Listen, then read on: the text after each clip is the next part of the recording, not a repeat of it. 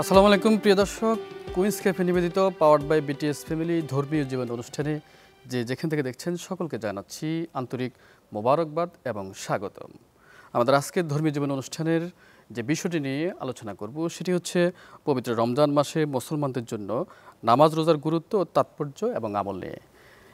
এসব বিষয় নিয়ে কথা বলতে আমাদের সঙ্গে অতিথি হিসেবে যুক্ত হয়েছেন ডিএলএম গ্রুপের চেয়ারম্যান, বিশিষ্ট সমাজসেবক জনাব এমএমউদ্দিন এমবিএ।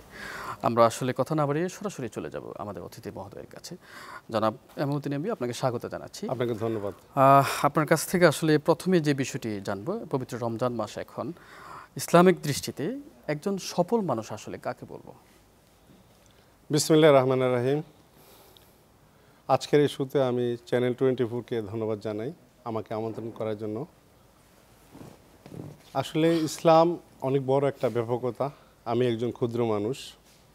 ইসলাম সম্পর্কে অনেক বেশি জ্ঞান অর্জন করা আমাদের পক্ষে অনেক দুরূহ বিষয়। তারপরও আমরা আমাদের এই ক্ষুদ্র জীবনে যতটুকু উপলব্ধি করেছি, যতটুকু জ্ঞান অর্জন করেছি পবিত্র কোরআন শরীফ এবং বিভিন্ন হাদিসের আলোকে, আমি পবিত্র কোরআন শরীফ থেকে সর্বপ্রথমেই বলবো, মহান রাব্বুল আলামিন শুরুতে সূরা বাকারায় বলেছেন, আলিফ লাম মিম জালিকাল কিতাবু লা রাইবা ফি হুদাল লিল মুত্তাকিন আল্লাযীনা ইউমিনুনা বিল গায়ব ওয়া ইউকিমুনাস সালাতা ওয়া মিম্মা রাযাকনাহুম ইউনফিকুন আল্লাযীনা ইউমিনুনা বিমা উনজিলা ইলাইকা ওয়া মা উনজিলা মিন কাবলিক ওয়া বিল আখিরাতি হুম ইউকিনুন উলাইকা আলা হুদাম মির রাব্বিহিম ওয়া উলাইকা হুমুল মুফলিহুন। আল্লাহ বলছেন এখানে যে পবিত্র কোরআন শরীফ হচ্ছে এমন একটা কিতাব যাতে কোনো সন্দেহ নেই, এবং এটা হচ্ছে একটা নির্ভুল কিতাব। মহান রাব্বুল আলামিন এটাকে আমাদের প্রিয় নবী হযরত মুহাম্মদ সাল্লাল্লাহু আলাইহি ওয়াসাল্লামের উপর নাযিল করেছেন। সুতরাং সর্বশ্রেষ্ঠ কিতাব এবং প্রিয় নবী হযরত মুহাম্মদ সাল্লাল্লাহু আলাইহি ওয়াসাল্লাম যা নাজিল হয়েছেন তার মাধ্যমেই এই পবিত্র কোরআন শরীফে একের পর এক আয়াত এখানে লিপিবদ্ধ করা হয়েছে। আজকের যে কোরআন শরীফ আমরা পেয়েছি এটা একদিনে আমরা পাইনি, এটা অনেক কষ্টের বিনিময়ে এটা আমাদের প্রিয় নবী হযরত মুহাম্মদ সাল্লাল্লাহু আলাইহি ওয়াসাল্লামের মাধ্যমে মহান রাব্বুল আলামিন আমাদেরকে উপহার দিয়েছেন। এই আমি যে আয়াতগুলো বললাম তার সারমর্ম হচ্ছে যে একজন মুত্তাকির জন্য এই পবিত্র কোরআন শরীফ হচ্ছে পথ প্রদর্শক। আমাদের জীবনে পার্থিব জীবনে চলার জন্য আমাদের যত কিছু প্রয়োজন হয় সব কিছুর সমাধান মহান রাব্বুল আলামিন এই পবিত্র কোরআন শরীফে দিয়েছেন। সুবহানাল্লাহ। তো এখানে বলা হয়েছে যে একজন ঈমানদারের জন্য, মুত্তাকির জন্য এই পবিত্র কোরআন শরীফ পথ প্রদর্শক, এবং যিনি মহান রাব্বুল আলামিনকে না দেখে যে ঈমান এনেছেন এবং ঈমান আনার পর সে সালাত আদায় করছেন এবং মহান রাব্বুল আলামিন যে রিজিক আমাদেরকে দান করেছেন সেই রিজিক থেকে আমরা যারা ব্যয় করছি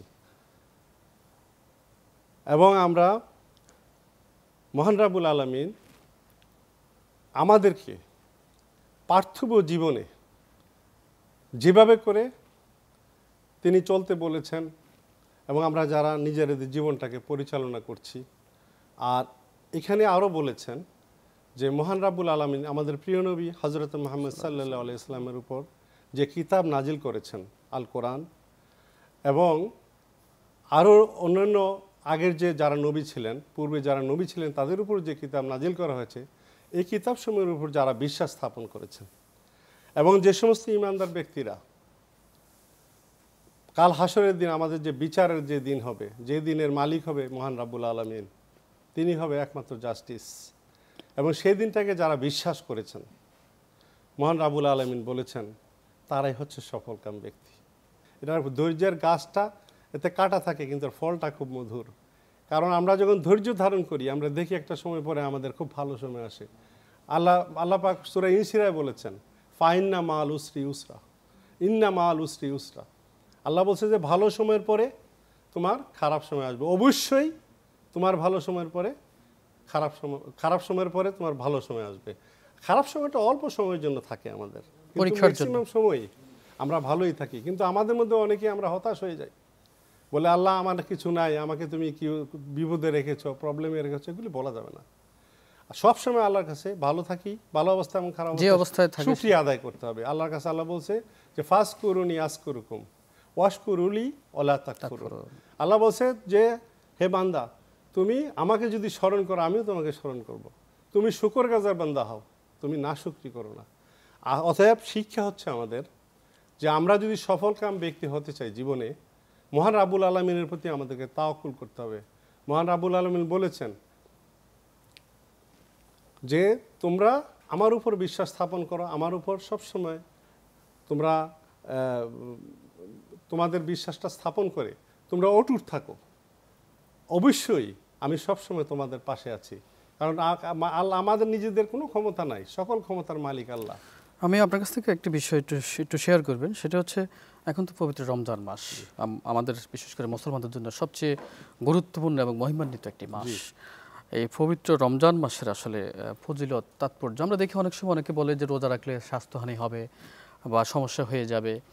আমাদের ইয়াং জেনারেশনের মধ্যে অনেক সময় এই প্রবণতাটা দেখা যায়।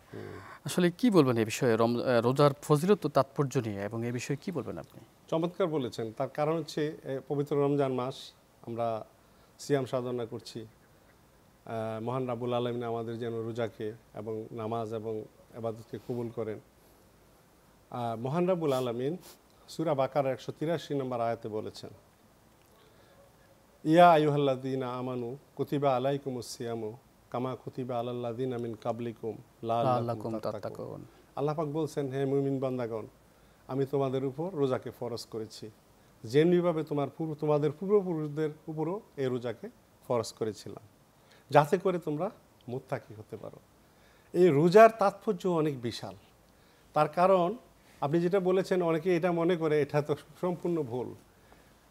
এখন অনেক মেডিকেল শাস্ত্রে বলছে যে রোজা রাখলে অনেক রোগ থেকে আমরা মুক্তি পাই। কারণ আমাদের যে বডির যে অর্গান, বডির যে ফাংশনস, যে এনজাইমগুলো বডিতে কাজ করে, রোজা রাখলে এই এনজাইমগুলি সে কিন্তু অবসর পায়, তারা বিশ্রাম পায়। তখন এই সময়টাতে তারা এই এনজাইমগুলো আরও স্ট্রংগেস্ট হয়।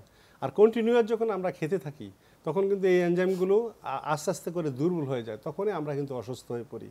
রোজা কিন্তু সুস্থতার জন্য পূর্বশর্ত আমি মনে করি। কারণ আমি ছোটোবেলা থেকে রোজা রাখি, কখনো রোজা বিনা কারণে ভেঙেছি আমার মনে পড়ে না। তো আমার মনে হয় যে আমি আমার টোটাল জীবনটা আমার নিজেকে দিয়ে বলি যে রোজা যখন 1-2 দিন প্রথম রাখার পরে একটু শরীরটা সেট হইতে একটু সময় লাগে, কিন্তু একটা সময় পরে দেখি যে আমাদের বডিতে এমনভাবে সেট হয়ে গিয়েছে, মানে কোনো রোজা আমাকে কোনো ধরনের নেগেটিভ এফেক্ট করে না। এবং রোজার মধ্যে মনে হয় যেন একটা নিজের জীবনটাকে সুন্দর করে নতুন করে আবার ফিরে পেয়েছি। তো এই যে রাব্বুল আলামিন যেটা বলেছেন যে রোজা প্রতিটা মানুষের জন্য রাখা উচিত। কিছু কিছু মানুষের ব্যতিক্রম থাকে, যাদের বিভিন্ন সমস্যা থাকে, আল্লাহ পাক আবার সেগুলোকে শিথিলও করেছেন, তাদের জন্য রোজাকে আবার শিথিল করেছেন তাদের জন্য। সেটা কিন্তু ঠিক আছে, কিন্তু আমরা কিন্তু এই রোজার মাধ্যমে কিন্তু রোজা রাখলে কিন্তু আমরা মুত্তাকি হতে পারি। রোজা রাখলে মুত্তাকি হতে পারি। আপনাকে শুনবো কথাগুলো। আমরা একটু বিরতিতে যেতে হচ্ছে। প্রিয় দর্শক, কুইন্স ক্যাফে নিবেদিত পাওয়ার্ড বাই বিটিএস ফ্যামিলি ধর্মীয় জীবন অনুষ্ঠানে এই পর্যায়ে একটি বিরতি নিচ্ছি। বিরতির পর আবারও ফিরছি, সবাই সঙ্গেই থাকুন।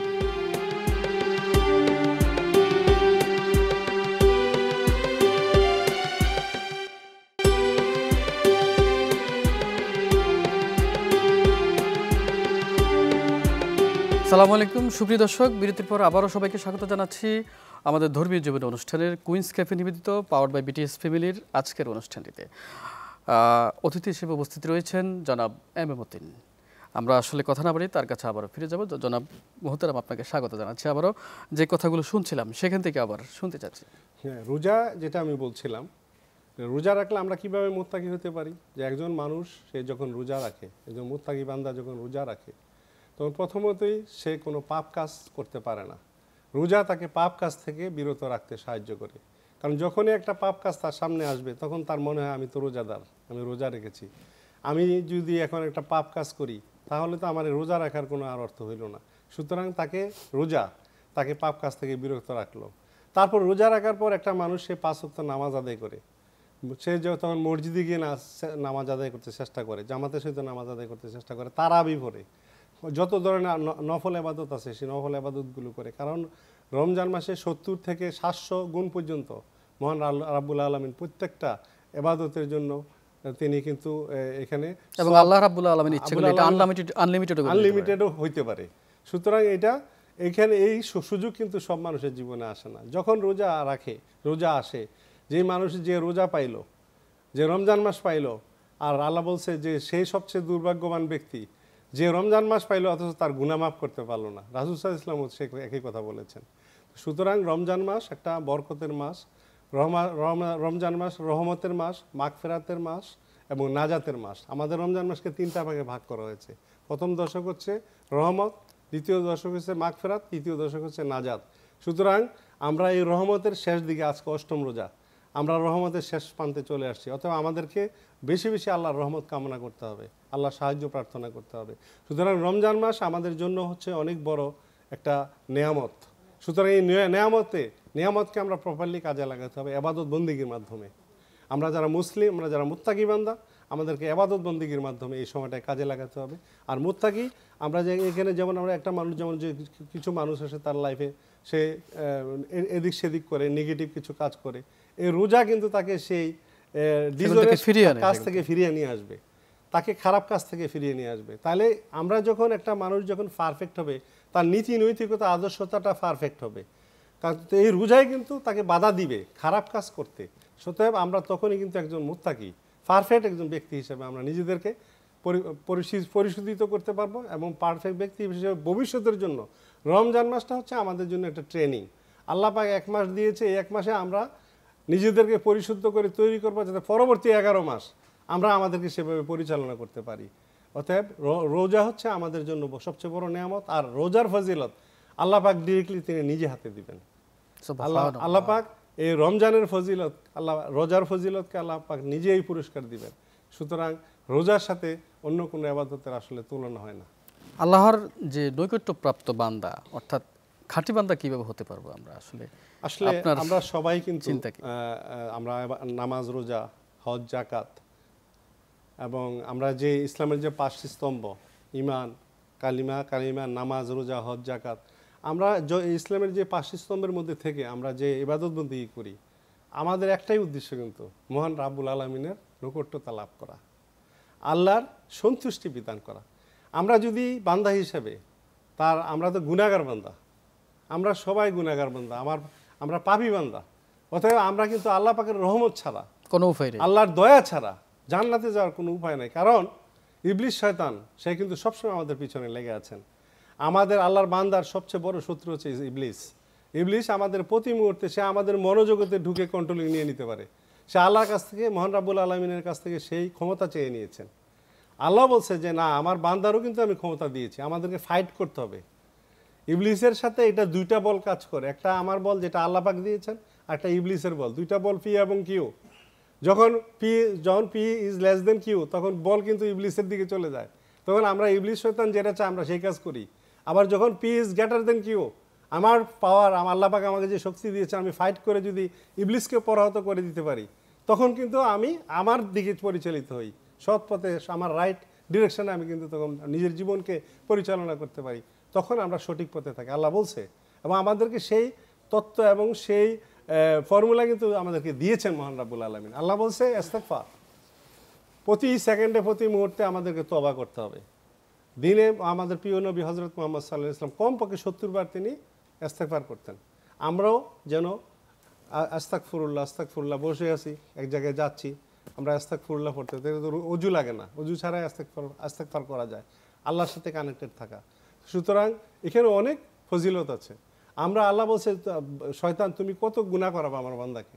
আমার বান্দা যখন হাত তুলে আমার কাছে, চোখের পানি ফেলবে, আমি সাথে সাথে চোখের পানি চোখ থেকে বেয়ে নিচে দিয়ে পড়ার আগে আমি তার জীবনের সব গুনাহ আমি মাফ করে দেব। সুবহানাল্লাহ।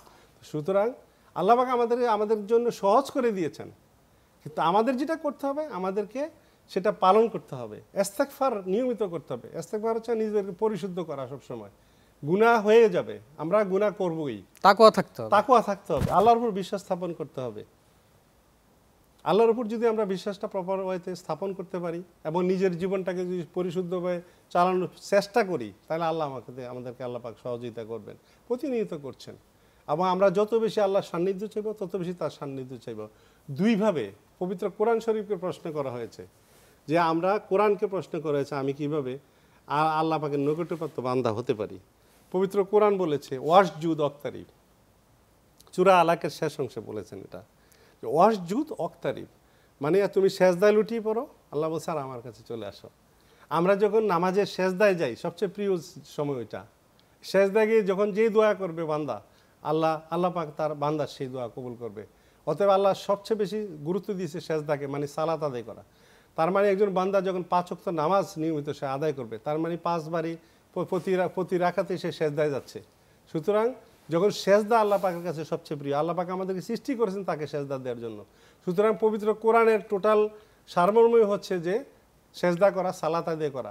কোরআনের আলোকে হচ্ছে আমাদেরকে, আমরা যদি নিয়মিত সালাত আদায় করি, তাহলে আমরা আল্লাহ পাকের নৈকট্যপ্রাপ্ত বান্দা হব। আর সুন্নাহর আলোকে আল্লাহ পাক বলছেন যে সুন্নাহর আলোকে নাম্বার 1 হচ্ছে কোরআন তেলাওয়াত করা। এই পবিত্র রমজান মাসে কিন্তু কোরআন শরীফ নাজিল হয়েছে সবে কদরের রাতে, সবচেয়ে মর্তবাপূর্ণ রাত, যেই রাতের এবাদত আপনার 1000 মাসের এবাদতের সমান সওয়াব।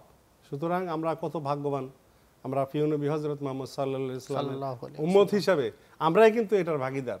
আমরা কিন্তু প্রপার ওয়েতে ওই যে রমজান মাসের শেষ যে বেজর রাতগুলো 21, 23, 25, 27, 29, আমরা যখন এই রাত্রগুলিতে ইবাদত করব, আমরা তালাশ করব, যে কোনো বেজর রাতে কিন্তু আপনার শবে কদর হতে পারে। অনেকে করে কি শুধুমাত্র 27 রাতে ইবাদত করে, সেটাকে মনে করে যে কদরের রাত, এটা নাও হতে পারে। বাট ইটস নট কনফার্ম, এটা কনফার্ম না। সুতরাং শেষ দশকের প্রত্যেকটা বেজর রাত কিন্তু আমাদেরকে তালাশ করতে হবে, এবং আমাদের জন্য এটা বড় বিগ মেসেজ। এবং সবচেয়ে বড় আমাদের এই পাওয়া এটা, এই যে সবে কদরটা যদি আমরা পেয়ে যাই জীবনে, আমরা তো এত বছর হায়াত পাবো না, একটা কদরের রাত যদি ঠিক মতো কাজে লাগাইতে পারি, তাহলে আল্লাহ পাক আমাদেরকে ইনশাল্লাহ তার দয়ায় আমরা জান্নাতে যেতে পারবো। তো অতএব এই রমজান মাসের মধ্যে কত বড় মর্তবা রেখেছেন। তো সুতরাং প্রথমেই হচ্ছে কোরআন তেলাওয়াত করা, এবং এই পবিত্র রমজান মাসে যত বেশি কোরআন তেলাওয়াত করব, তত বেশি সওয়াব আমরা গেইন করব। আল্লাহ পাক র্যাঙ্কিংয়ে নাম্বার 1-এ দিয়েছেন কোরআন তেলাওয়াত করা। নাম্বার 2 হচ্ছে তাহাজ্জুদের নামাজ আদায় করা। তো তাহাজ্জুদের নামাজের সময় আল্লাহ পাক শেষ আসমানে চলে আসেন, এসে ডাকতে থাকে বান্দাদেরকে, শেষ রাতে লাস্ট প্রহরে ডাকতে থাকে যে তোমরা কে আছো, কার কি লাগবে, তোমরা আমার কাছে চাও, আমি তোমাদেরকে দিব।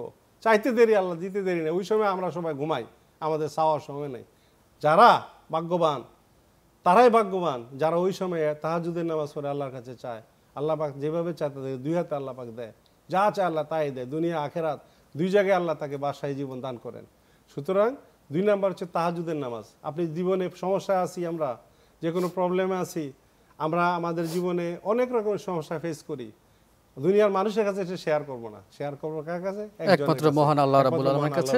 আপনাকে অসংখ্য ধন্যবাদ। আপনি আসলে খুব চমৎকারভাবে বলছিলেন কথাগুলো। আমি জানি না আপনি আসলে কোন ডিসিপ্লিনের পড়াশোনা করেছেন, চমৎকারভাবে বলছিলেন আপনি। আপনাকে অসংখ্য ধন্যবাদ। প্রিয় দর্শক, আসলে সময় স্বল্পতার কারণে কিন্তু আমরা সম্পূর্ণ কথাটুকু শুনতে পারি না। আরেকদিন আরেকটি পর্বে কথা শুনবো।